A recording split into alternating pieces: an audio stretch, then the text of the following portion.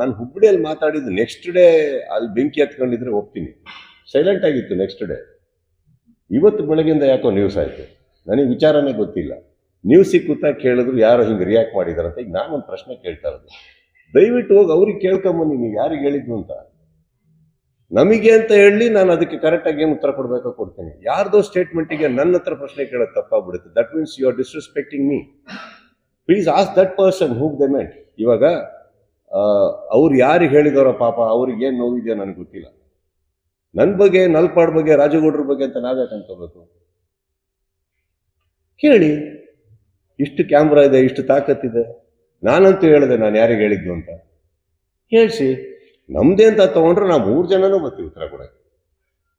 ಹೇಳ್ದೇನೆ ನಾನು ರಿಯಾಕ್ಟ್ ಮಾಡೋದು ತಪ್ಪಾಗುತ್ತೆ. ಆ್ಯಂಡ್ ಇನ್ನೊಂದು, ನಾನು ಎಲ್ಲೋ ಪ್ರಾರ್ಥನೆ ಮಾಡಿ ಯಾವುದೋ ದೇವಸ್ಥಾನದಲ್ಲಿ ಗಂಟೆ ಬಾರಿಸೋದು ನಾನೇ ನಮ್ಮ ತಪ್ಪು. ಆಮೇಲೆ ಪೂಜೆ ಮಾಡಿರೋ ಕಡೆ ಪ್ರಸಾದ ತಿಂತೀನಿ. ಇಲ್ಲಿ ಪೂಜೆ ಮಾಡ್ತಾ ಇದೀನಿ, ಪ್ರಸಾದ ಇಲ್ಲಿ ಯಾಕೆ ತಿನ್ಲಿ?